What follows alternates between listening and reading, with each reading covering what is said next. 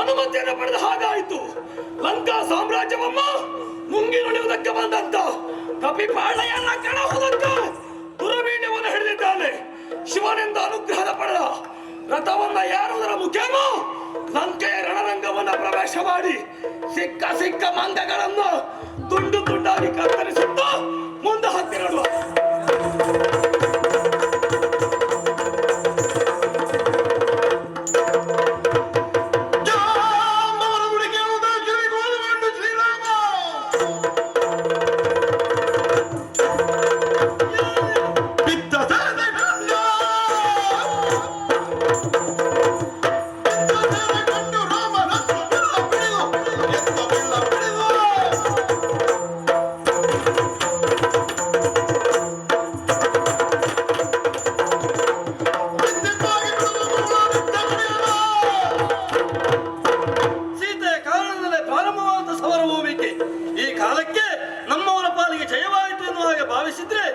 ಕಪಿನೀರನ್ನು ಬೀಳುತ್ತಾ ಇದ್ದಾರೆ.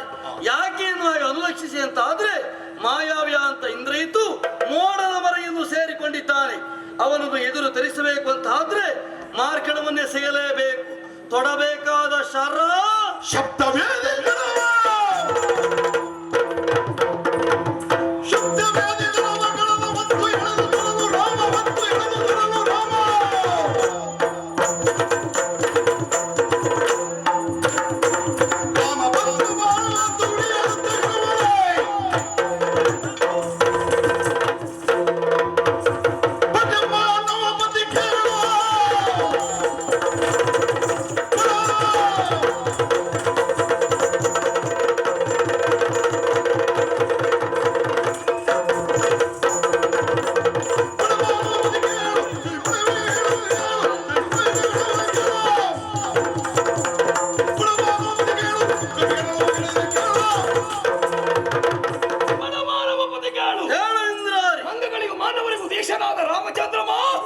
ಶಬ್ದವೇದಿರುತ್ತ ಮಾರ್ಗದಿಂದ ಮೋಡದ ಮರೆಯಲ್ಲಿದ್ದಂತ ನನ್ನನ್ನು ಹೊರಗೆಳೆದ ಎಂಬಲ್ಲಿಗೆ ಲಂಕೆಯ ಮಣ್ಣಿನಲ್ಲಿ ರಾಮನ ವಿಜಯೋತ್ಸವ ಆಗುವುದಕ್ಕೆ ಸಾಧ್ಯವಿಲ್ಲ. ಯಾಕಿಲ್ಲ ಕೇಳ್ತೇನೆ. ಇಂದ್ರಜಿತ್ತು ಜೀವಂತ ಇದ್ದಾನೆ.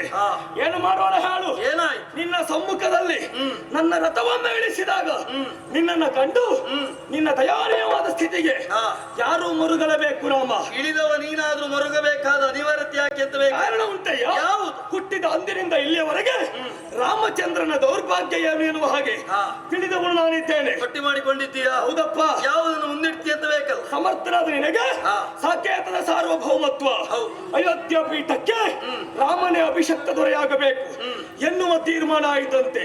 ಶುಭ ಮುಹೂರ್ತದಲ್ಲಿ ಪಟ್ಟಬಂಧ ಮಹೋತ್ಸವ ಎನ್ನುವ ಹಾಗೆ ಸಾಕೇತದ ಸರ್ವ ಪ್ರಜೆಗಳು ಸಂತೋಷವನ್ನು ಅನುಭವಿಸುವ ಹೊತ್ತಿಗೆ ಮಂತರೆಯ ಕುಟಿಲೋಪಾಯವೋ ಕೈಕಯ ಷಡ್ಯಂತ್ರವು ಅದೇ ಮುಹೂರ್ತಕ್ಕೆ ರಾಮನಿಗೆ 14 ವರುಷ ವನವಾಸ, ಭರತನಿಗೆ ಅಯೋಧ್ಯ ಪಟ್ಟ ಎನ್ನುವ ಹಾಗೆ ತೀರ್ಮಾನವಾಯಿತಂತೆ. ಅಲ್ಲಿ ಪೀಠವನ್ನ ಕಳೆದುಕೊಂಡೆ ಅಲ್ಲಿಂದ ಹೊರಟು ಬಂದ ಮೇಲೆ 3 ದಿವಸ ಆದ ಮೇಲೆ ದಶರಥ ಚಕ್ರವರ್ತಿ ಪ್ರಾಣವನ್ನೇ ಬಿಟ್ಟನಂತೆ. 3 ರಾಣಿಯರು ಮಾಂಗಲ್ಯವನ್ನ ಕಳೆದುಕೊಂಡರು. ಚಿತ್ರಕೂಟ ನಾಮಾಂಕಿತವಾದಂತ ಪ್ರದೇಶವನ್ನ ನೀನು ಪ್ರವೇಶ ಮಾಡಿದ ಮರುಕ್ಷಣದಲ್ಲಿ ಭರತನಿಂದ ಪಾದುಕೆ ಎಂದು ಪಡೆಯಲ್ಪಟ್ಟಿತ್ತು. ಹಾಗೆಯೇ ಸೇರಿದ್ದು ಪಂಚವಟಿ ಎನ್ನುವಂತ ಕಾನನ. ಆ ಪಂಚವಟಿಯಲ್ಲಿ ನಿನ್ನ ರಸೆಯಾದಂತ ಸೀತೆ ನನ್ನಪ್ಪನಿಂದ ಅಪಹೃತಳಾದಳು. ಅಂದಿನಿಂದ ಇಲ್ಲಿಯವರೆಗೆ ನೀನು ಸಂಪಾದನೆ ಮಾಡಿದ್ದಿಲ್ಲ ರಾಮ, ಎಲ್ಲವನ್ನ ಕಳೆದುಕೊಂಡು ಬಂದೆ. 77 ಕೋಟಿ ಕಪಿನಾಯಕರು, 18 ಅರ್ಬುದ ವಾನರರು ಸೇರಿ ಅಬ್ದಿಗೆ ಸೇತು ಬಂದ ದಿನ ಇದಕ್ಕೆ ಮಾಡುವುದರ ಮುಖೇನ ಇಲ್ಲಿಗೆ ಬಂದವನು ನೀನಿದ್ದೀಯ. ಸಮಸ್ತ ಸೇನಾಪಡೆಯ ಮಂಗಗಳೆಲ್ಲರೂ ಇವತ್ತಿನ ದಿವಸ ನನ್ನ ಖಡ್ಗಕ್ಕೆ ಬಲಿಯಾಗಿದ್ದಾರೆ. ಸೂರ್ಯೋದಯದಿಂದ ಸೂರ್ಯಾಸ್ತಮಾನದವರೆಗಿನ ಯುದ್ಧದಲ್ಲಿ 60 ಕೋಟಿ ಮಂಗಗಳ ಸಂಹಾರ ಮಾಡಿದ್ದೇನೆ ರಾಮ. ಮಾಯೆಯಿಂದ ಹೊರಗಳೆದ ಎಂಬಲ್ಲಿಗೆ ಮೇಘನಾದನ ಮಾಯಕ್ಕೆ ಮುಗಿಲಿಲ್ಲ. ಇನ್ನು ಪ್ರಾರಂಭ ಮಾಡಿಯರು ಮಾಯದಿಕ್ಕೆಲ್ಲ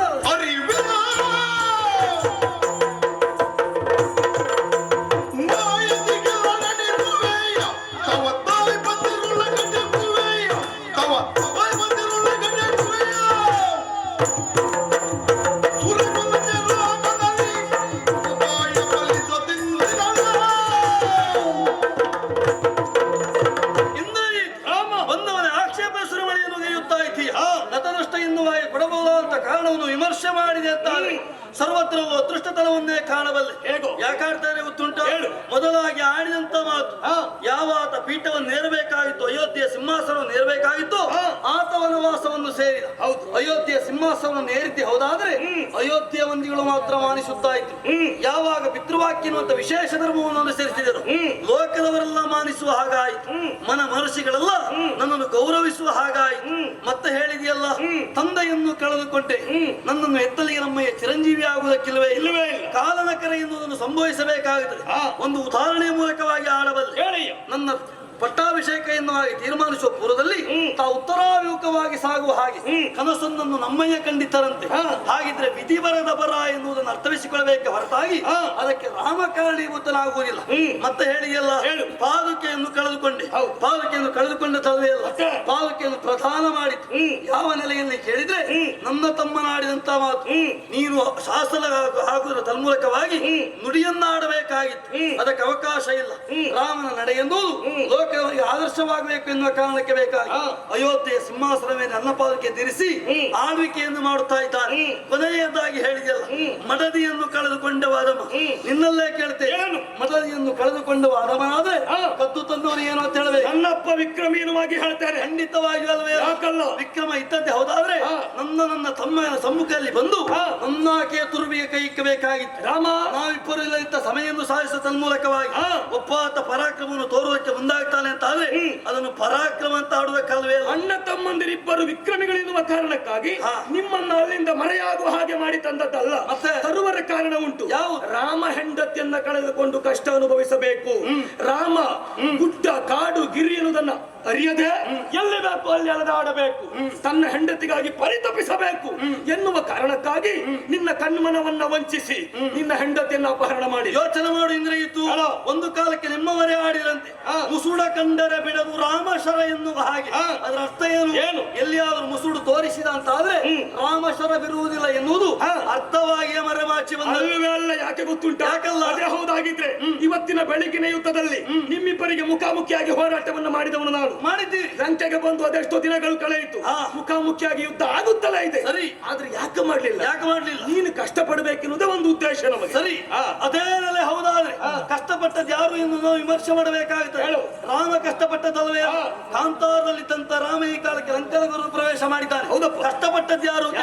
ಸರ್ವವನ್ನು ಕಳೆದುಕೊಂಡವರು ನೀವಿದ್ದೀರಿ. ನತದೃಷ್ಟ ಎನ್ನುವಾಗಿ ನನ್ನಲ್ಲಾಡುವುದಲ್ಲ, ಒಮ್ಮೆ ಕನ್ನಡಿ ನೋಡಿಕೊಳ್ಳಬೇಕು ನೀವು ಈ ಪ್ರಸಂಗದಲ್ಲಿ. ಯಾಕೆ ಕೇಳಿದ್ರೆ, ಸರ್ವವನ್ನು ಕಳೆದುಕೊಂಡುವ ಯಾರು ಕೇಳಿದ್ರೆ ರಾವಣೇಶ್ವರ ತನ್ನ ಮಗನಾದಂತ ಅಕ್ಷಕುಮಾರನು, ತಮ್ಮನಾದಂತ ಕುಂಭಕರ್ಣನು, ಅತಿಕಾಯಾದಿಗಳ ಮರಣವೇ ಆಗಿ ಹೋಗಿದೆ. ಹೇಳಿದೆಯಲ್ಲ, 60 ಕೋಟಿ ಕಪಿನಾಯಕರನ್ನು ಕೊಂದು ಕಳೆದವರಿದ್ದಾರೆ. ಈ ಕಾಲಕ್ಕೆ ಸತ್ತಿತಾರೋ ಮತ್ತೆ ಬದುಕಿ ನಿಂತವರಿದ್ದಾರೆ. ಕಳೆದುಕೊಂಡದ್ದು ಎಲ್ಲಿಯವರೆಗೆ ಕೇಳಿದ್ರೆ, ನಿಮ್ಮವರನ್ನು ಸರ್ವವನ್ನು ಕಳೆದುಕೊಂಡಿದ್ದೀರಿ. ಹೆಚ್ಚೇನು ಮಾಯದ ಮೂಲಕ ಸರ್ವವನ್ನು ಗಳಿಸ್ತೇನೆ ಅಂತ ಆಡ್ತೀರಿ. ಹೋದ ಶೂರ್ಪನಕ್ಕೆ ಕಿವಿ ಕಿವಿಮೂಗು ಬಂತು? ಬರ್ಲಿಲ್ಲ. ಬರಲಿಲ್ಲ. ಯಾಕೆ ಗೊತ್ತು? ಹಾಗಿದ್ರೆ ಮಾಯವೋ ಮಾಟವೋ ಮಾರಣವೋ ಅಲ್ಲಿ ಯಾವುದೇ ಮಾಡಿ ರಾಮ ಏನು? ಅದು ಅಲ್ಲವೇ ಅಲ್ಲ. ಮತ್ತೆ? ಶೂರ್ಪನಗೆ ಕಿವಿ ಮೂಗು ಯಾಕೆ ಬರ್ಲಿಲ್ಲ ಕೇಳು. ಯಾಕೆ? ಒಮ್ಮೆಲೆ ನಮ್ಮ ಮಾಯಕದಿಂದ ತರಿಸುವ ಸಾಮರ್ಥ್ಯ ನನಗುಂಟು. ಯಾವ ರೂಪವನ್ನ ಬೇಕಾದ್ರೂ ಮಾಡುವವರು ನಾವು. ಅದನ್ನು ಯಾಕೆ ಮಾಡ್ಲಿಲ್ಲ? ಯಾಕೆ ಮಾಡ್ಲಿಲ್ಲ? ಕಿವಿ ಮೂಗು ಸರಿ ಇದ್ದದ್ದು ಯಾವುದು ಅಂತ ಆದ್ರೆ ಹಾ. ನಿಮ್ಮ ಮೇಲೆ ದ್ವೇಷ ಕಾಣುವುದಕ್ಕಾಗುದಿಲ್ಲ.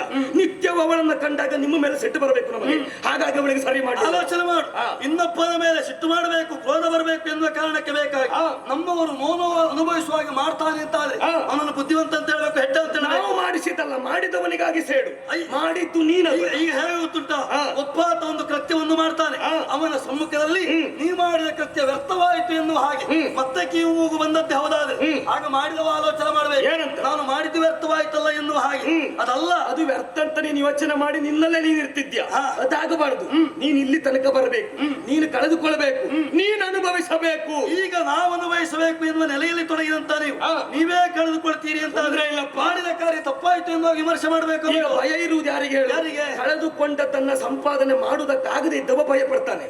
ನಮಗ ಆ ಭಯವಿಲ್ಲ. ಹಾ. ಎಷ್ಟೇ ಕಳೆದುಕೊಂಡರೂ ಮತ್ತೆ ಪಡೆಯುತ್ತೇವೆ ಅಂತ ಆತ್ಮವಿಶ್ವಾಸ ಉಂಟು. ಈಗ ನಾವು ಕೇಳಿದ ವರ್ತಮಾನ ಏನು? ನಿಮ್ಮಲ್ಲಿ ಕಳೆದುಕೊಂಡವರೆಲ್ಲರನ್ನೂ ಹಾ. ಕೊಂಡು ಹೋಗಿ ಸಮುದ್ರಕ್ಕೆ ಎಸಿತಾ ಇದ್ದೀರಂತ. ಅದು ಯಾಕೆ ಗೊತ್ತುಂಟಾ? ಯಾಕೆ ಕೇಳಿದ್ರೆ ವಿಭೀಷಣ ಆಡಿದ ಮಾತಿನ ಬಚಿತಾರ್ಥವನ್ನು ಅರ್ಥವಿಸಿಕೊಂಡು ನಾವೇ ಹೇಳ್ತೇವೆ ಬೇಕಾದ್ರೆ. ಎಲ್ಲಿಯಾದ್ರೂ ಶವಗಳ ರಾಶಿಯನ್ನು ಕಂಡು ಉಳಿದವರು ಭಯ ಪಡಬಾರದು ಆಗ ಆಡಿದ ಎನ್ನುವ ಕಾರಣಕ್ಕಾಗಿ. ಈಗ ಇಂದ್ರ ಇತ್ತು, ಏನು? ಆಗ ನೀನೇ ಹೇಳಿದ್ದು ಏನು? ಕಳೆದುಕೊಂಡ ಭಯ ನಮಗಿಲ್ಲ ಎನ್ನುವ ಹಾಗೆ. ಈ ಕಾಲಕ್ಕೆ ಕಳೆದುಕೊಂಡವರನ್ನು ಸಮುದ್ರಕ್ಕೆ ಎಸೆಯುವುದಕ್ಕೆ ಮುಂದಾಗ್ತೀರಿ ಅಂತ ಆದ್ರೆ, ಹಾ. ಭಯಗ್ರಸ್ತರಾಗ್ತೀರಿ ಅಂತ ಆದ್ರೆ, ರಾಮ, ಪೂರ್ವಾಪರ ರಾಮ ರಾಮ ಹೇಳು. ಸಮುದ್ರಕ್ಕೆ ಹಾಕುವುದಕ್ಕೆ ಹೇಳಿದ್ಯಾರು? ಯಾರು ಹೇಳಿದ್ದು? ಯಾರು ಹೇಳಿದ್ದು? ನಿಮ್ಮ ಏನೇ ಹೇಳಿದ್ದು? ನನ್ನಪ್ಪ ಹೇಳಿದ್ದು. ಹೌದು. ಯಾಕೆ ಹೇಳಿದ್ದು? ಯಾಕೆ? ನಾನು ನನ್ನಪ್ಪನು ನನ್ನ ಚಿಕ್ಕಪ್ಪನು ಭಯ ಪಡ್ತಾರಂತಲ್ಲ, ಹಾ. ಸೇನೆಯವರು ಭಯ ಪಡ್ತಾರೆ ಎನ್ನುವ ಕಾರಣಕ್ಕಾಗಿ. ಸಂಪಾದನೆ ಮಾಡುವವರು ಭಯ ಪಡುವುದಲ್ಲ, ಕೆಲಸ ಮಾಡುವವರು ಭಯ ಪಡ್ತಾರೆ. ಇಂದ್ರ ಇತ್ತು, ಹಾ. ಯುದ್ಧಕ್ಕೆ ನೀವು ಮೂರೇ ಮಂದಿ ಬಂದದ್ದಲ್ವಲ್ಲ? ಅಲ್ವೇ ಅಲ್ಲ. ನೀನು ನಿಮ್ಮ ಏನೋ ನಿಮ್ಮವರು ಬಂದದ್ದಲ್ವಲ್ಲ? ಹೌದಪ್ಪ. ಸೇನಾ ಸಮೇತರಾಗಿ ಬಂದಿದ್ದೀರಿ. ಬಂದಿದ್ದೇವೆ. ಯಾರೊಳಗೆ ಹುಮ್ಮಸ್ಸು ಬರಬೇಕಿತ್ತು ಹಾ. ಅಂತವರ ಅಂತಸತ್ವವೇ ಕುಂದುವ ಹಾಗೆ ನೀನು ಹಾಗೆ- ಒಂದು ಪ್ರಕ್ರಿಯೆ ಆಗುತ್ತದೆ ಇಲ್ಲಪ್ಪ, ಅಂತ. ನೀನು ಹಾಗೆ ಹೇಳ್ಬೇಡ. ಯಾಕೆ ಗೊತ್ತುಂಟ? ಯಾಕೆ? ಇವತ್ತಿನ ದಿವಸ ನಡೆದು ಹಾ. ಸರ್ಪಾಸ್ತ್ರದಲ್ಲಿ ನಿಮ್ಮನ್ನ ನಾನು ಬಂಧಿಸಿದೆ. ಸರಿ. ಬಂಧನಕ್ಕೆ ಒಳಗಾದ ನೀವು ಸತ್ತೀರೆನ್ನುವ ಹಾಗೆ ಭಾವಿಸಿ ಸುಗ್ರೀವಾದಿ ವಿಭೀಷಣಾದಿ ಕಪಿಮುಖ್ಯರೆಲ್ಲರೂ ಅಳುವುದಕ್ಕೆ ಪ್ರಾರಂಭ ಮಾಡಿದ್ರು. ಹೌದು. ಆ ಹೊತ್ತಿಗೆ ಏನಾಯ್ತು ಕೇಳಿದ್ರೆ, ಏನಾಯ್ತು? ವಿಭೀಷಣ ಗದೆಯನ್ನ ಹಿಡಿದು ಹಾ. ನಿಮ್ಮಿಬ್ಬರನ್ನ ಕಾಣುವುದಕ್ಕೆ ಬಂದ. ಸರಿ. ಆ ತಕ್ಷಣ ಮಂಗಗಳು ಏನ್ ಮಾಡಿದ್ರು? ಏನ್ ಮಾಡಿದ್ರು? ಮತ್ತೆ ಇಂದ್ರಜಿತುವೆ ಬಂದ ಎನ್ನುವಾಗಿ ಹೆದರಿ ಓಡಿದ್ರು. ಓಡಿದ. ಹೌದಲ್ವಾ? ಹೌದು. ಹಾಗಾದ್ರೆ ಭಯ ಯಾರನ್ನ ಕಂಡು? ಯಾರನ್ನು ಕಂಡು? ನನ್ನನ್ನ ಕಂಡು ನಿಮ್ಮ ಸೇನೆ ಭಯಪಟ್ಟಿದೆ ಅಂತ ಆದ್ರೆ ನಾನು ಹೇಳುದು ಕೇಳು. ಸರಿ, ಸರಿ. ನನ್ನನ್ನ ಕಂಡು ನಿಮ್ಮ ಸೇನೆ ಭಯಪಟ್ಟು ಓಡಿದೆ ಅಂತ ಆದ್ರೆ, ಹಾ. ಸತ್ತ ಹೆಣಗಳನ್ನು ಕಂಡು ನಮ್ಮ ಸೇನೆ ಭಯಪಟ್ಟರೆ ತಪ್ಪ. ಆಲೋಚನೆ ಮಾಡಿ ನೋಡು. ಹೇಳು. ಯಾರು ನಿನ್ನಿಂದ ಭಯಪಟ್ಟರು ಎನ್ನುವಾಗ ನೀನಾಡ್ತಾ ಇದ್ದೀಯೋ ಹಾ. ಅಂತವರನ್ನು ಕಂಡು ಓಡಿದ ಪ್ರಸಂಗ ನಾ ಆಡಬಲ್ಲೆ. ಹೇಳು. ಯಾವುದು? ಕಪಿನಾಯಕರಂತ ಸುಗ್ರೀವಾದಿಗಳ ಸಮರಭೂಮಿಕೆಯಲ್ಲಿ ಹೋರಾಟ ಮಾಡುವ ಕಾಲಕ್ಕೆ ಮೋಡದ ಮರೆಯನ್ನು ಆಶ್ರಯಿಸಬೇಕಾಗಿ ಬಂತು. ಓಡಿ ಸೇರಬೇಕಾಗಿ ಬಂತು. ಯಾರಿಗಾಗಿ ಓಡಿದ್ದು? ಯಾರಿಗೆ? ಅದೇ ಸುಗ್ರೀವಾದಿಗಳಿಗೆ ಹೆದರಿ ಓಡಿ. ಯಾರು? ಯುದ್ಧಿನೇ ಓಡಿ. ಯಾಕೆ? ಯಾಕೆ ಓಡಿದ್ದು? ಸುಗ್ರೀವಾದಿಗಳ ಯುದ್ಧ. ರಾಮ, ಹಾ. ನನಗೆ ಬ್ರಹ್ಮ ಕೊಟ್ಟ ವರ ಎಂತದ್ದು ಗೊತ್ತುಂಟ? ಎಂತದ್ದು? ಕಾಮರೂಪ ಎನ್ನುವಂತ ವಿದ್ಯೆಯ ವರವನ್ನ ಕೊಟ್ಟಿದ್ದಾರೆ. ಸರಿ. ನನಗೆ ಇಷ್ಟ ಬಂದ ರೂಪದಲ್ಲಿ ಎಲ್ಲಿ ಬೇಕಾದ್ರೂ ಇರ್ಬೋದು ನಾನು. ಹಾಗಾಗಿ ಮೋಡದ ಮರೆಯಲ್ಲಿದ್ದು ಮಾಯಕದ ಯುದ್ಧವನ್ನು ಮಾಡುವುದಕ್ಕೆ ಕೇಳು. ಯಾಕೆ? ಅರಿಗಳನ್ನ ಬಳಸುವುದಕ್ಕಾಗಿ ನಾನು ಹಾಗೆ ಮಾಡಿದ್ದು. ಹೆದರಿದ್ದೆ ಯಾವುದು ಅಂತಾದ್ರೆ ನೀ ಎಳೆದ ತಕ್ಷಣ ಮತ್ತೊಂದು ಕಡೆಗೆ ಮಾಯಕ ಮಾಡಬಹುದು. ಈಗ ಆಲೋಚನೆ ಮಾಡಿ ಹೇಳು. ನೋಡು. ಒಬ್ಬಾತ ಹೋರಾಟ ಮಾಡುತ್ತಿರುವಂತಹ ಕಾಲಕ್ಕೆ ಹಾ. ವಿರೋಧಿಯಾದವ ಸೋಲ್ತಾನೆ ಅಂತ ಆದ್ರೆ ಇನ್ನೊಂದು ಯುದ್ಧ ಧರ್ಮವನ್ನು ಅನುಸರಿಸಬೇಕಾದಂತದ್ದು ಬರ್ತದೋ? ಬರುವುದಿಲ್ಲ. ಬರುವುದಿಲ್ಲ. ಮುಖಾಮುಖಿಯಾದಂತ ಹೋರಾಟದಲ್ಲಿ ತನಗೆ ಸಾಧ್ಯವಾಗಲಿಲ್ಲ ಎನ್ನುವ ಕಾರಣಕ್ಕೆ ಬೇಕಾಗಿ ಹಾ. ಮತ್ತೊಂದನ್ನು ಆಶ್ರಯಿಸಬೇಕಾಗಿ ಬಂತು. ಈಗ ಒಬ್ಬ ಹೋರಾಟ ಮಾಡ್ತಾ ಇದ್ದವ ಈ ಹೋರಾಟದಲ್ಲಿ ತೊಡಗಿದ್ದನ್ನು ಬಿಟ್ಟು ಹಾ. ಮತ್ತೊಂದಕ್ಕೆ ಹೋಗ್ತಾನೆ ಅಂತ ಆದ್ರೆ ಹಾ. ಪರ್ಯಾಯವಾಗಿ ಇದರಲ್ಲಿ ಸೋತ ಎನ್ನುವುದೇ ರಾಮ, ಅರ್ಥವಾಗುತ್ತದೆ. ನೀ ಶಬ್ದವೇದಿ ವಿದ್ಯೆಯಿಂದ ನನ್ನನ್ನು ಎಳೆಯುವ ಮೊದಲು ನಿಮ್ಮ ಸೇನೆ ಏನಾಗಿತ್ತು? ನಮ್ಮ ಸೇನೆಯವರು ಸೋತಿತ್ತು. ಎಲ್ಲ ಧರೆಯಲ್ಲಿ ಬಿದ್ದಿದ್ರು. ಹೌದು. ನನಗೂ ನಿನಗೂ ಮುಖಾಮುಖಿ ಆಗಿದೆಯಾ? ಆಗ್ಲಿಲ್ಲ. ಆಗ್ಲಿಲ್ಲ. ಆಗ್ಲಿಲ್ಲ. ಆದರೂ ಮರೆಯಲ್ಲಿ ನಿಂತ ಯಾಕೆ? ಯಾಕೆ? ನಿನ್ನ ಪರೀಕ್ಷೆಗಾಗಿ ನಿಂತದ್ದು. ಅಲ್ಲಲ್ಲ, ಹಾ. ರಾಮನ ಮುಂದೆ ನಿಂತೆ ಅಂತ ಆದ್ರೆ ಹಾ. ಎಲ್ಲಿ ಪೆಟ್ಟು ಬಿದ್ದಿತ್ತೋ ಎನ್ನುವ ಭಯಕ್ಕಾಗಿ ನಿಂತದ್ದು. ಅದೇ ಹೌದಾ? ನೀವು ಆಡಿಕೊಳ್ಬಹುದು. ಅಲ್ಲ, ಮತ್ತೆ ಅದು ನೀನು ಮಾಡಬಹುದು. ಹಾ. ಯಾಕೆ ಪೆಟ್ಟು ಕೊಟ್ಟೆ ಕಟ್ಟಿದ್ದು ನಾನು. ಸರಿ. ಹಾ. ಈಗ ಪೆಟ್ಟು ಕಟ್ಟಂತ ನೀ ಸೋಲಿಲ್ವಾ? ನೀವು ಸೋಲಿಲ್ವಾ? ನಾನು ಸೋತಿದ್ದೇನೆ. ಹಾ. ಬ್ರಹ್ಮಾಸ್ತ್ರದ ಮೂಲಕವಾಗಿ ಬಂಧನ ಒಳಪಟ್ಟ ಕಾಲಕ್ಕೆ ಬಂಧಿಸಿದವರು ನಿಂತವರಿದ್ದೇವೆ. ಮತ್ತೆ ನೀವು ಕಟ್ಟಿಯಂತ ಬನ್ವಾಸೆಯಿಂದ ಬಿಡಿಸಿಕೊಂಡವರಿದ್ದೇವೆ. ಹೌದಪ್ಪ. ಅದೇ ಆಡುವುದಕ್ಕೆ ತೊಡಗಿದ್ದು ನಾವು. ರಾಮಸೇನೆಗೂ ಸೋಲಾಗಿದೆ, ಸೋಲನ್ನಾದ್ರೂ ಗೆದ್ದು ನಿಂತವರಿದ್ದೇವೆ ನಾವು ಹಾಗೆ. ಈಗ ಲಂಕೆಯ ಸೇನೆಯಲ್ಲಿ ಸೋಲಾಗಿದೆ, ಸೋಲನ್ನು ಗೆದ್ದು ನಿಲ್ಲುವುದಕ್ಕೆ ನಿಮ್ಮ ಪಾಲಿಗೆ ನಾನು ಗೆದ್ದು ನಿಲ್ತೇನಲ್ವೇನೋ? ಯಾವುದರ ಮೂಲಕವಾಗಿ? ತಾಮಸಿ ವಿದ್ಯೆ ಪ್ರಕಟ ಮಾಡ್ತೇನೆ. ಮಾಯವೋ ಮಾಟವೋ ಮಾರಣವೋ ಹಾ. ಇಂದ್ರ ಇತ್ತು ಏನೋ? ಗೆಲ್ತೇನೆ ಅಂತ ತೊಡಗಿದಂತ ಯುದ್ಧ ಹಾ. ಗೆಲ್ಲುವುದೇ ಹೌದಾದ್ರೆ ಹಾ. ಮೋಟದ ಮರೆಯಲ್ಲ, ಹಾ. ತಾಯಿಯ ಗರ್ಭ ಪ್ರವೇಶ ಮಾಡಿದ್ರು ಹಾ. ತಳೆದು ತಂದೇನು. ಅರೆ ಕಳ್ಳಕ್ಕೆಲ್ಲ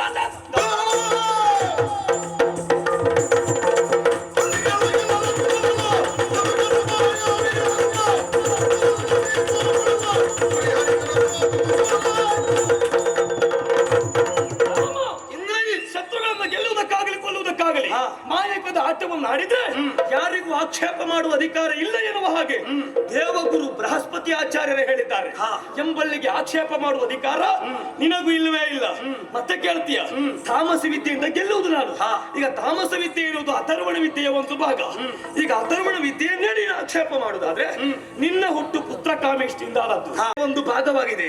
ಹಾಗಾದ್ರೆ ರಾಮನ ಹುಟ್ಟು ಆಕ್ಷೇಪ ಅಲ್ವೇನಾ? ಇಂದ್ರಿಯಿತು ಅವೆರಡನ್ನು ಒಂದೇ ನೆಲೆಯಲ್ಲಿ ಆಲೋಚಿಸಲಿಕ್ಕೆ ಬರುವುದಿಲ್ಲ. ಯಾಕೆ? ಮೊದಲಾಗಿ ಆಡಿದ ಮಾತು ಬೃಹಸ್ಪತಿ ಆಚಾರ್ಯಗಳು ಸುಧರಾಯಿಸಿ ಕೊಟ್ಟಿದ್ದಾರೆ. ಆಡಿದಂತ ಅವರೇ ಆಡಿದಂತ ಮಾತು ರಾಕ್ಷಸರು ಬಳಸಿಕೊಳ್ಳಬಹುದಾದರೂ ಕೂಡ ಇದು ಅಕೃತ್ಯವಾಗುತ್ತದೆ. ಕೇವಲ ನಿಮಗೆ ಮಾತ್ರ ಅಲ್ಲ, ಕ್ಷತ್ರಿಯರು ಅಂತ ನಮಗೂ ಉಂಟು. ಶೈನಾದಿ ಯಾಗಗಳ ತನ್ಮೂಲಕವಾಗಿ ಜಯವನ್ನು ಪಡೆಯುವುದಕ್ಕೆ ಸಾಧ್ಯವಾಗುತ್ತೆ. ಆದರೆ ಅದು ಕರ್ತವ್ಯ ಎನ್ನುವುದು ಸಾಧುವಾದದ್ದಲ್ಲ, ಸಾಧ್ಯವಾದದ್ದು ಮಾತ್ರವಾಗುತ್ತದೆ. ಯಾಕೆ ಕೇಳಿದ್ರೆ ಶೈನಾದಿ ಯಾಗಗಳಲ್ಲಿ ತೊಳೆಯುವ ತನ್ಮೂಲಕವಾಗಿ ವಿರೋಧಿಯ ಬಲವನ್ನು ಕುಗ್ಗಿಸುವುದಕ್ಕೆ ಮುಂದಾಗ್ತೇವೆ ಅಂತ ಆದ್ರೆ ಅದು ಅಧರ್ಮ ಕೃತ್ಯವಾಗ್ತದೆ ಎನ್ನುವ ಹಾಗೆ ಶಾಸ್ತ್ರಕಾರರೇ ಆಡಿದವರಿದ್ದಾರೆ. ಮತ್ತೆ ಕೇಳಿದೆಯಲ್ಲ, ಪುತ್ರ ಕಾಮೇಷ್ಟಿಯಿಂದ ಪ್ರಾಪ್ತವಾಗಬಹುದಂತ ರಾಮಾದಿಗಳ ಹುಟ್ಟು ಅಥರ್ವಣ ವೇದವಲ್ವೇ? ಮೂರು ರೀತಿಯಾಗಿ ಯಾಗದ ಪರಿಣಾಮವನ್ನು ವಿಂಗಡಿಸಿದ್ದಾರೆ. ಒಂದು ಯಾವುದು ಕೇಳಿದ್ರೆ ತಮಗೆ ಲಾಭವಾಗಬೇಕು, ಪರರಿಗೂ ಹಿತವಾಗಬೇಕು, ಇದು ಒಂದನೇ ನೆಲೆ. ಎರಡನೇ ನೆಲೆ ಏನು ಕೇಳಿದ್ರೆ ತಮಗೆ ಲಾಭವಾಗಬೇಕು, ಪರರಿಗೆ ಹಿತವಾಗಕೂಡದು. ಮೂರನೇ ನೆಲೆ ಹೇಗೆ ಕೇಳಿದ್ರೆ ತಮಗೆ ಲಾಭವಾಗಬೇಕು, ಪರರಿಗೆ ಹಿತವಾಗಬೇಕು, ಅಭಿಚಾರಿಕ, ಶಾಂತಿಕ, ಪೌಷ್ಟಿಕ ಎನ್ನುವ ಹಾಗೆ. ಹೌದು, ಆ ನೆಲೆಯಲ್ಲಿ ಆಲೋಚನೆ ಮಾಡಿದ್ರೆ ನಮ್ಮಯ್ಯ ಮಾಡಿದಂತ ಪುತ್ರ ಕಾಮೇಷ್ಟಿಯಿಂದ ಅವರಿಗೆ ಪುತ್ರೋತ್ಸವಕ್ಕೆ ಹೊರತಾಗಿ ಲೋಕಕ್ಕೆ ಹಿತವಾದದ್ದಿಲ್ಲವೇ? ಅದೇ ನೀವು ಮಾಡುವ ಮಾಯವ ಮಾತ್ರದಿಂದಲೂ ನಿಮಗೆ ಲಾಭವಾದರೂ ಲೋಕಕ್ಕದು ಅಧರ್ಮವಾಗ್ತದೆ ಎನ್ನುವ ನೆಲೆಯಲ್ಲಿ ಆಭಿಚಾರಿಕೆ ಎನಿಸಲ್ಪಡ್ತದೆ. ನಮ್ಮ ಧರ್ಮಕ್ಕೆ ಸರಿಯಾಗಿ ನಮ್ಮನ್ನು ಹೊಂದಿಕೊಂಡಿದ್ದವರಿಗೆ ಯಾವ ನೋವು ಇಲ್ಲ, ಭೀತಿವಿಲ್ಲ. ನಮ್ಮನ್ನು ವಿರೋಧಿಸುವುದರಿಗೆ ಭೀತಿಯನ್ನೇ ಹಬ್ಬಿಸಿದವರು ನಾವಿದ್ದೇವೆ. ಅದನ್ನು ನಾವು ಮಾಡ್ತೇವೆ ಇರುವುದಕ್ಕೆ ಸಾಕ್ಷಿ. ಲಂಕೆಯಲ್ಲಿ ಮೇಘನಾದನ ಒಪ್ಪನ ಕೃತಿ ವಚನ ಮಾಡಬೇಡ, ಮತ್ತೆ ದಶಕಂಠ ನನ್ನ ಅಪ್ಪನ ಬಗ್ಗೆ ತಿಳಿಯ. ಅಪ್ಪ ಮಾಡಕ್ಕೆ ಗೊತ್ತಿಲ್ವೇನು?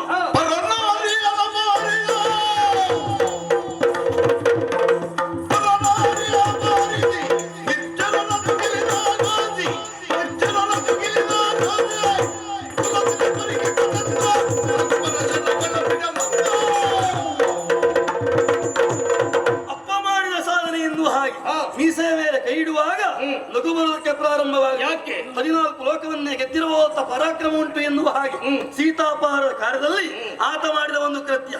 ಜಟಾಯುವಂತ ಪಕ್ಷಿ ಎದುರಾದ ಕಾಲಕ್ಕೂ ಸುಳ್ಳನ್ನು ಆಶ್ರಯಿಸಬೇಕಾಗಿ ಗೆಲ್ಲಬೇಕಾಗಿ ಬಂತದ್ದು. ಅದರ ಅರ್ಥ ಏನು? ಒಂದು ಪಕ್ಷಿಯನ್ನಾದ್ರೂ ಸೋಲಿಸುವಲ್ಲಿ ಆತ ವಿಫಲನಾದ ಎನ್ನುವುದು ಸ್ಪಷ್ಟವಾಗಿದೆ. ಅದಲ್ಲ ಮತ್ತೆ ಯಾಕೆ ಗೊತ್ತುಂಟ? ಯಾಕೆ? ಒಬ್ಬನನ್ನ ಕೊಲ್ಲುವುದಕ್ಕೆ ಬಳಕೆ ಮಾಡಬಹುದು ಎನ್ನುವ ಹಾಗೆ ನಮ್ಮ ಅಪ್ಪನಿಗಿಂತಲೂ ಮೊದಲೊಬ್ಬ ಮಾಡಿದರೆ ಗೊತ್ತುಂಟ? ಯಾರು ಮಾಡಿದ್ದಾರೆ? ದೇವೇಂದ್ರ ವೃತ್ರಾಸುರನನ್ನ ಗೆದ್ದದ್ದು ಹೇಗೆ? ಮೈತ್ರಿ ಬಂದ ಎನ್ನುವ ಹಾಗೆ ಮಾಡಿಕೊಂಡು ಸರಿ ಮಿತ್ರನಾಗಿ ಶರದಿಯ ತಟ್ಟಿಯಲ್ಲಿ ಹೋಗುವಾಗ ಮೋಸ ಮಾಡಿ ಕೊಂದದ್ದಲ್ವಾ? ಹೌದೇ? ಹಾಗಾದ್ರೆ ಯಾರನ್ನ ಕೊಲ್ಲುವುದಕ್ಕೆ ಬೇಕಾದ್ರೂ ಮೋಸ ಮಾಡಬಹುದು ಎನ್ನುವ ಹಾಗೆ ದೇವೇಂದ್ರ ತೋರಿಸಿದ್ದಾನೆ. ಈಗ ವೃತ್ತಾಸುರ ಪರಾಕ್ರಮಿಯೋ ದೇವೇಂದ್ರ ಪರಾಕ್ರಮಿಯೋ? ದೇವೇಂದ್ರ ಪರಾಕ್ರಮಿ ಆದ್ರೂ ಹಾಗೆ ಮಾಡಿದ್ದಾನೆ. ದೇವೇಂದ್ರ ಪರಾಕ್ರಮದಲ್ಲಿ ಕಡಿಮೆ ಆದ ಕಾರಣಕ್ಕಾಗಿ ವೃತ್ತಾಸುರನಲ್ಲಿ ಸೋಲಾಗಬೇಕಾಗಿ ಬಂತು. ಸೋತ ಪರಿಣಾಮವಾಗಿ ಮಿತ್ರಭಾವದಿಂದಲೇ ಮೋಸ ಮಾಡಬೇಕಾಗಿ ಬಂತು. ಈಗ ಅದೇ ನೆಲೆಯಲ್ಲಿ ಆಲೋಚನೆ ಮಾಡಿ ಜಟಾಯುವಿನ ಪರಾಕ್ರಮ ದೊಡ್ಡದು ಅಂತ ಒಪ್ಪಿಕೊಳ್ತೀವೋ? ಅಲ್ಲವೇ ಅಲ್ಲ. ಮತ್ತೆ ನಮ್ಮ ಅಪ್ಪನ ಪರಾಕ್ರಮವೇ ಹೆಚ್ಚೀಗ ದೊಡ್ಡ ಪರಾಕ್ರಮಿಯಾದಂತ ಉಪಾತ ಸಣ್ಣ ಪರಾಕ್ರಮಿ ಗೆದ್ದದನ್ನು ಉದಾಹರಿಸಿ ಒಪ್ಪಿಕೊಳ್ಳಬಹುದು. ಈಗ ವೃತಾಸುರನ ಪ್ರಕರಣದಲ್ಲಿ ಅವ ಪರಾಕ್ರಮಿ ಎಂದು ಗೊತ್ತಿದ್ದೇ ದೇವೇಂದ್ರ ಅಕೃತ್ಯವನ್ನು ಮಾಡಿದೆ ಎಂದು ಒಪ್ಪಿಕೊಳ್ತೇವೆ. ಅದಕ್ಕೆ ಬೇಕಾದಂತ ಶುದ್ಧ ಕೈಕೆರೆಗಳನ್ನು ಕೈಗೊಂಡವನಿದ್ದಾರೆ. ಹೌದು, ಬ್ರಹ್ಮ ಹತ್ಯೆ ಬಂತು, ಉಳಿದಾದಂತ ಪ್ರಕ್ರಿಯೆಗಳು. ಈಗ ಆಲೋಚನೆ ಮಾಡಿ ನೋಡಿ, ಜಟಾಯುವಿಗಿಂತ ಬಲಿಷ್ಠ ಅಂತ ಆಡಿಕೊಳ್ಳುವಂತ ರಾವಣ ನೇರವಾಗಿ ಹೋರಾಟ ಮಾಡಬಹುದಿತ್ತು.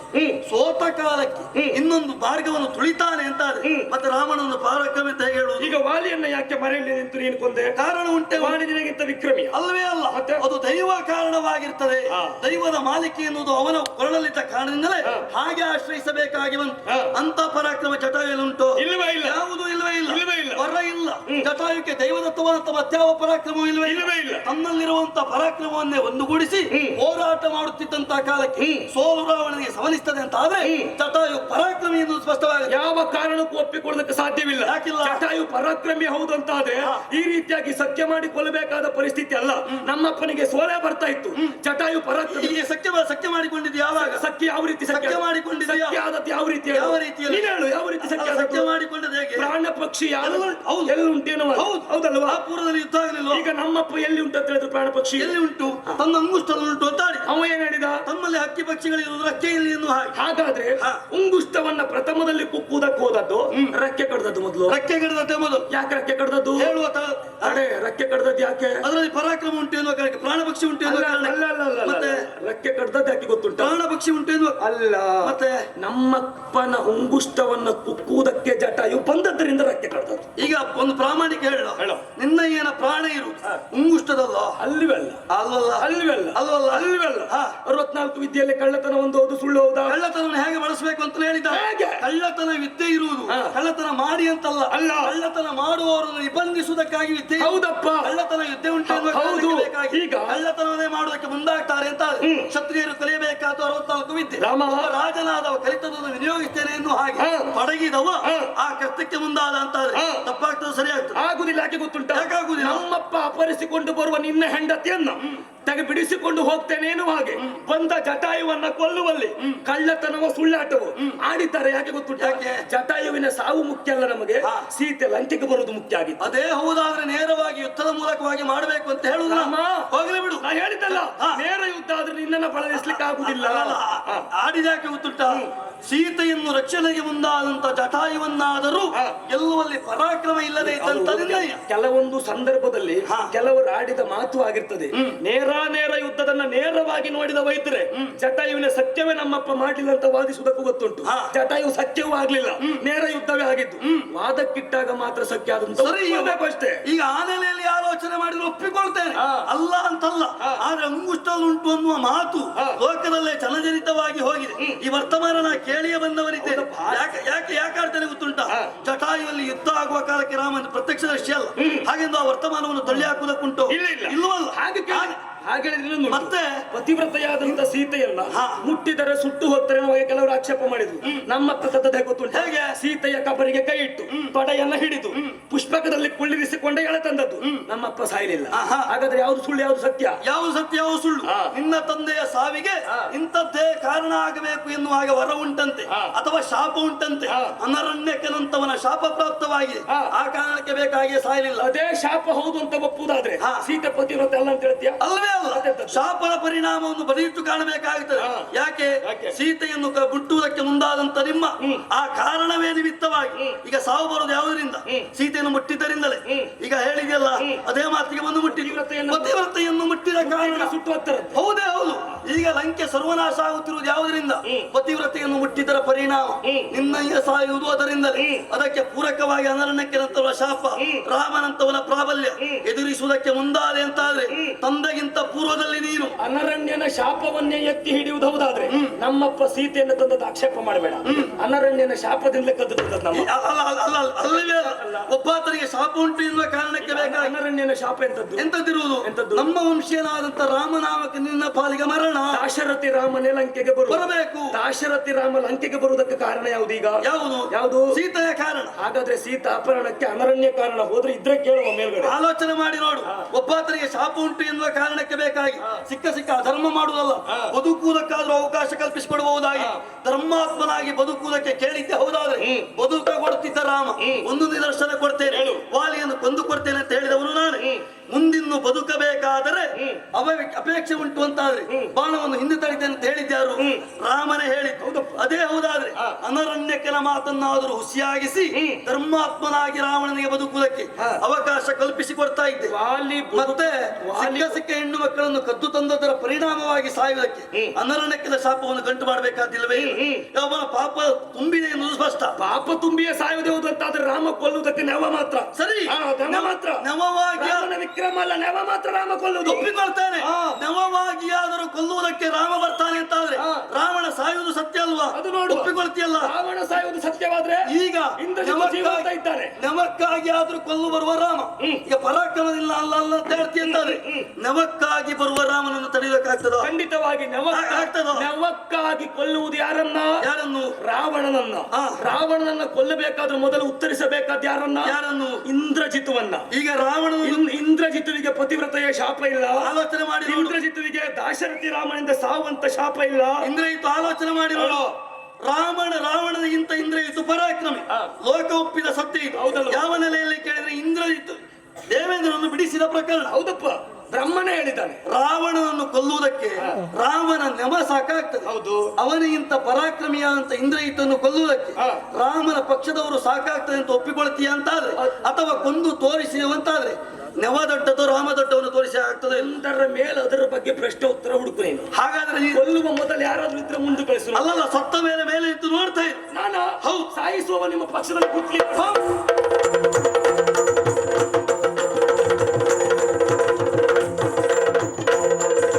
ರಾಮನನ್ನ ಗೆಲ್ಲುವುದು ಕಷ್ಟವಾಗುತ್ತಲೇ ಉಂಟು. ರಾಮನ ಕಣ್ಣ ಮುಂದೆ ನಿಂತರ ಆಟ ನಡೆಯುವುದಿಲ್ಲ. ಶಿವನ ಅನುಗ್ರಹದಿಂದ ಪಡೆದ ರಥವನ್ನು ಮೋಡದ ಮರೆಯಲ್ಲಿ ಮತ್ತೆ ನಿಲ್ಲಿಸ್ತೇನೆ. ತಂದೆಗೆ ನೆವ ಅಂತ ಹೇಳಿದವ ಈ ಕಾಲಕ್ಕೆ ಓಡುತ್ತಾ ಇದ್ದಾನೆ. ಓಡುವುದಕ್ಕನ್ನು ನೆವ ಮಾಡಿಕೊಂಡವನ ಮೇಲೆ ಘಾತ ಮಾಡುವುದು ಸರಿಯಲ್ಲ. ನಿರೀಕ್ಷೆ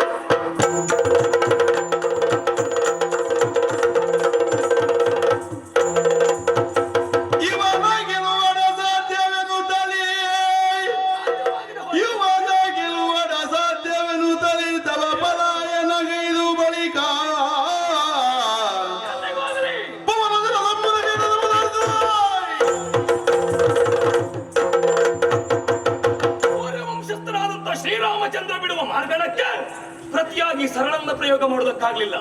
ರಾಮನ ಕಣ್ಮನವನ್ನು ವಂಚಿಸಿ ಇತ್ತ ಬಂದೆ. ಹಾಗಂತ ಯುದ್ಧಕ್ಕೆ ವಿರಾಮ ಅಲ್ಲ ಸ್ವಾಮಿ. ಯುದ್ಧ ಆಗಬೇಕು. ಯಾರಲ್ಲಿ ಯುದ್ಧ? ಒಬ್ಬ ಇದ್ದಾನೆ. ಲಂಕೆಗೆ ಪ್ರಪ್ರಥಮವಾಗಿ ಪಾದ ಸ್ಪರ್ಶ ಮಾಡಿದ ಒಂದು ಮಂಗ ಉಂಟು, ಹನುಮಂತ ಎನ್ನುವ ಹಾಗೆ. ಹನುಮಂತನ ಕೊಬ್ಬನ್ನು ಇಳಿಸಬೇಕು. ಹನುಮಂತನೊಂದಿಗೆ ಸ್ವಲ್ಪ ಹೋರಾಟ ಮಾಡಬೇಕು. ಈ ಪ್ರಸಂಗದಲ್ಲಿ ಹನುಮಂತ ಎಷ್ಟು ಕೆಲಸ ಮಾಡ್ತಾರೆ ನೋಡುವ. ಹಾಗಾಗಿ ತನ್ನ ರಥ ಇಲ್ಲಿರುವುದಲ್ಲ, ಪವನ ಸುತನ ಸಮೀಪ ರಥ ಹೋಗ್ಲಿಲ್ಲ.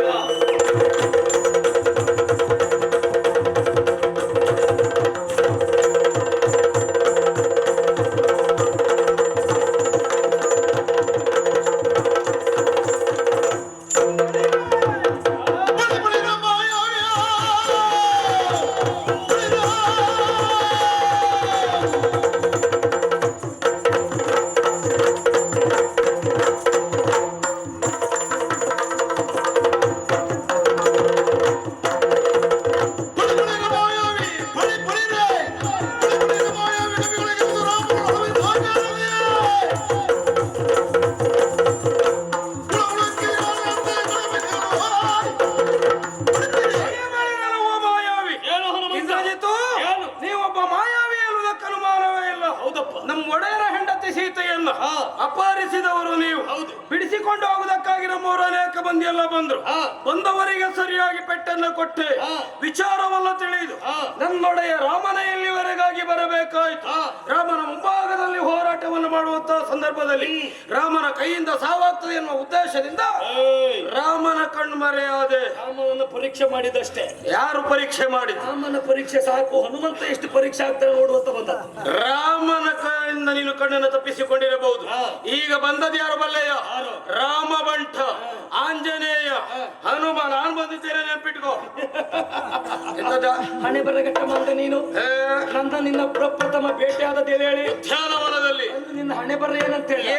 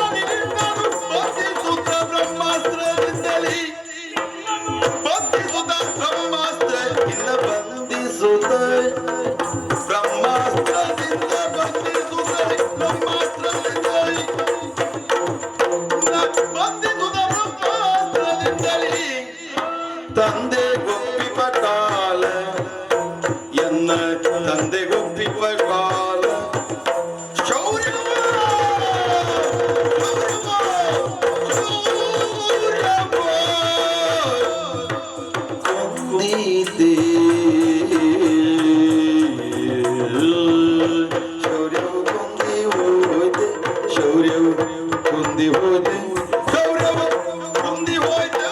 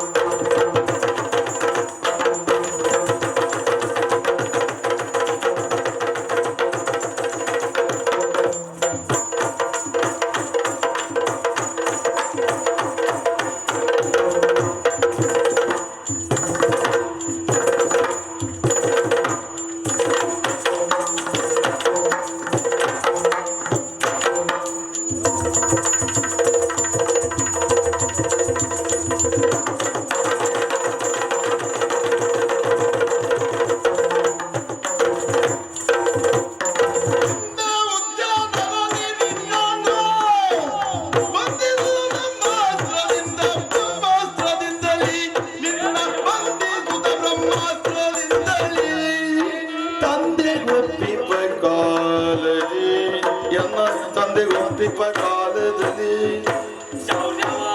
ಶೌರ್ಯವ ಕುಂದಿ ಹೋಯ್ತೆ ಶೌರ್ಯವು ಕುಂದಿ ಹೋಯ್ತೆ ಶೌರ್ಯವು ಕುಂದಿ ಹೋಯ್ತೆ ಶೌರ್ಯವ ಕುಂದಿ ಹೋಯ್ತೆ